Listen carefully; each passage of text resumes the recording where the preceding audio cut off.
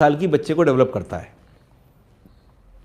अब आपने 2 साल के बाद बच्चे को अपना खाना खिलाना शुरू किया, अब उसकी इम्यूनोलॉजी को जोड़ लगा।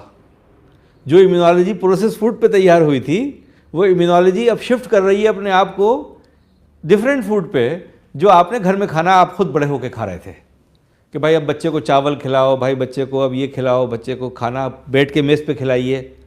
तो आपने उसको खाने को इंट्रोड्यूस अब पहली मर्तबा उसके लिए किया, लेकिन 2 साल तक आपने जो बच्चे को खाना खिलाया उसकी पूरी इम्यून सिस्टम उस खाने पे निर्भर था।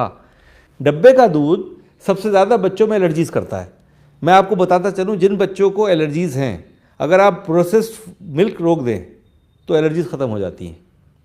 बच्चे को एलर्जीज़ कैसे होती है? पैरों में खुजली हो रही है, लाल चकत्ते पड़ गए, बच्चा जो है उसके अक्सर स्किन की प्रॉब्लम्स बहुत हो रही हैं। वो पाया गया कि वो मिल्क चेंज कर दो, मिल्क उससे प्रॉब्लम्स ख़त्म हो जाती हैं। तो अब मेडिकल कॉन्फ्रेंसेस जो बच्चों की, जो पीडियाट्रिक्स की कॉन्फ्रेंसेस होती हैं, वो प्रोसेस्ड मिल्क और प्रोसेस्ड खाने के स्पॉन्सर से नहीं फाइनेंस होती हैं। अब दुनिया का एक नॉर्म हो गया कि हम उनको प्रमोट नहीं करेंगे, चाहे वो कितनी भी बड़ी कंपनी हो। अगर वो मिल्क फूड फार्मूला बना रही है या वो खाने का फार्मूला बना रही है, हम उससे स्पॉन्सरशिप नहीं ले सकते।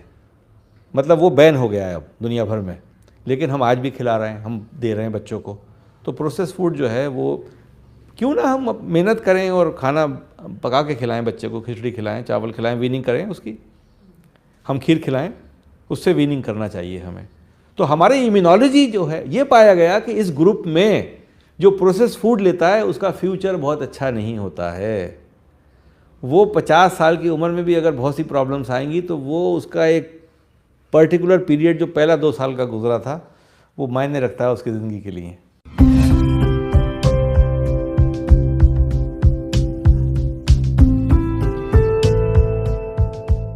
भारत में वेजिटेबल्स को हम पका के खाते हैं।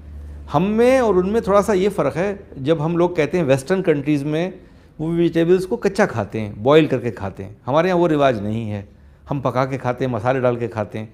तो हमारे यहाँ करी बना देते हैं उसकी।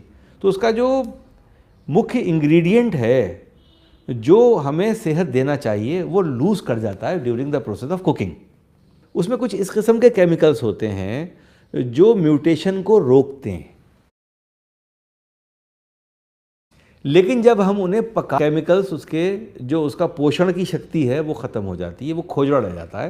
पेट भरने की शक्ति तो रखता है, लेकिन जिस लिए खाया जाना चाहिए वो ख़त्म हो जाता है।